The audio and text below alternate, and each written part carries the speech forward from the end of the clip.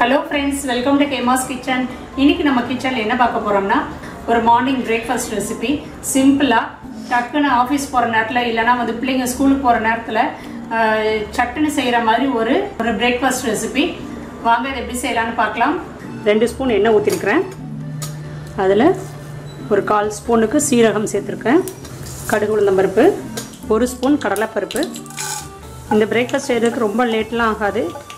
சட்டுன்னு ஒரு 5 நிமிஷத்தில் மிஞ்சி போனால் ஒரு 10 நிமிஷத்தில் ரெடி பண்ணிடலாம். மாவு இல்லைனா என்ன செய்கிறது அப்படின்னு குழம்புற சமயத்தில் இந்த மாதிரி நீங்கள் செய்யுங்க, ரொம்ப ஈஸியாக இருக்கும். இப்போ இதில் ஒரு துண்டு இஞ்சி பொடிசாக கட் பண்ணியிருக்கிறேன்.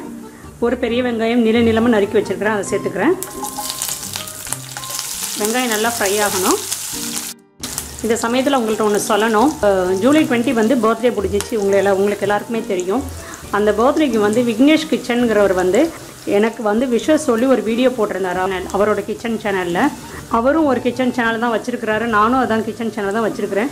அப்படி இருந்தாலும் ஒரு போட்டி பொறாமலாம் இல்லாமல் அவர் வந்து எனக்கு வந்து விஷஸ் சொன்னது வந்து, அதுவும் வீடியோவை போட்டு சொன்னது வந்து எனக்கு ரொம்ப சந்தோஷமாக இருந்துச்சு. இந்த காலத்தில் யாரும் அந்த மாதிரிலாம் இருக்க மாட்டாங்க. அவருக்கு வந்து என்ன வயசுனா நீங்கள் நம்ப மாட்டீங்க, 18லேருந்து 20க்குள்ளே தான் இருக்கும்.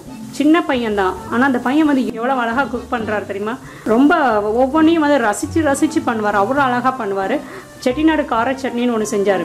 அது வந்து 2 மில்லியன்ஸ்க்கு மேலே போயிருக்குது. நம்ப முடியுதா?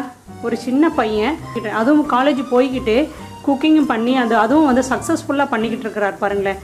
நம்ம வீட்டில் பிள்ளைங்களை வந்து ஒரு காஃபி போட்டு கொடு, டீ போட்டு கொடுன்னு சொன்னால் கூட முகத்தை காட்டுவாங்க. ஒரு நாள் போட்டுட்டு மறுநாளும் போட சொன்னால் முகத்தை காட்டுவாங்க. ஆனால் அந்த பையன் வந்து அவ்வளோ அழகாக பண்ணுறாரு. ஒவ்வொரு டிஷ்ஷும் வந்து அவ்வளோ அழகாக எக்ஸ்பிளைன் பண்ணுறாரு. அவர் சொல்கிறத பார்த்தாவே நமக்கு வந்து திரும்ப நம்ம செய்யணும் அப்படிங்கிற மாதிரி நமக்கு தூண்டுதல் கொடுக்கும். ரொம்ப நல்லா பண்ணுவார். நீங்கள் பாருங்கள், விக்னேஷ் கிச்சன் இருக்கும், போய் வந்து சப்ஸ்கிரைப் பண்ணாதவங்களாம் கண்டிப்பாக பண்ணிக்கோங்க. நிறைய ரெசிபிஸ் போடுறாரு. சிம்பிளான ரெசிபிஸ் தான், ரொம்ப நல்லாயிருக்கும். ரொம்ப ரொம்ப ரொம்ப அன்பான ஒரு பையன். பேசினாவே ஒரு அவ்வளோ இதாக பேசுவார். அம்மா அம்மான்னு அவ்வளோ இதாக பேசுவார்.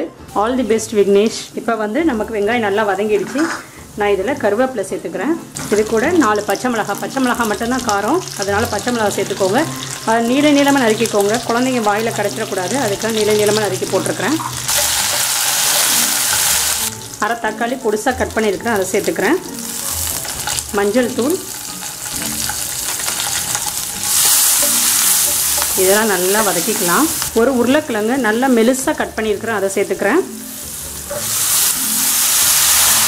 தண்ணியெலாம் எதுவும் விட வேண்டாம், உருளைக்கிழங்கு அதிலே வெந்துடும். நல்லா மெலிசாக கட் பண்ணி போட்டிங்கன்னா இப்போ நம்ம குக் பண்ணுறதுலே ஒரு 2 நிமிஷத்தில் வெந்துடும். உப்பு சேர்த்துக்கலாம். இதெல்லாம் நல்லா வதக்கிட்டு ஒரு 2 நிமிஷம் சிம்மில் வச்சு மூடி வைக்கிறேன். அவல் எடுத்துருக்கிறேன். அவலில் வந்து கெட்டி அவல் தான் எடுத்துருக்கிறேன். தண்ணி ஊற்றி 1 நிமிஷம் மட்டும் ஊற வைங்க. ஊற வச்சுட்டு அதை ஃபில்டர் பண்ணி எடுத்துருங்க. அதில் ஒரு 2 நிமிஷம் ஊறட்டும். ஊறினதுக்கப்புறம் எடுத்து நம்ம இதில் சேர்த்துக்கலாம். கெட்டி அவல் தான் சேர்க்கணும், அதான் நல்லாயிருக்கும். இப்போ நம்ம இதில் சேர்த்துக்கலாம். இதில் இஞ்சிலாம் சேர்த்துருக்கிறது வந்து ரொம்ப நல்லாயிருக்கும், வாசமாக இருக்கும் சாப்பிட்றதுக்கு. நீங்கள் இந்த குழந்தைங்களுக்கு கொடுக்கும் போது முந்திரி பருப்பு சேர்த்துக்கலாம் தாளிக்கும் போது. இதில் உருளைக்கிழங்கு சேர்த்துருக்கிறதுனால ரொம்ப நல்லாயிருக்கும். மல்லியில் துவிக்கலாம். லாஸ்ட்டாக 1/2 ஸ்பூன் சுகர் துவிக்கலாம். இது வேணும்னா சேர்த்துக்கோங்க, இல்லைன்னா வேண்டாம். நான் சேர்த்தா ரொம்ப நல்லாயிருக்கும்.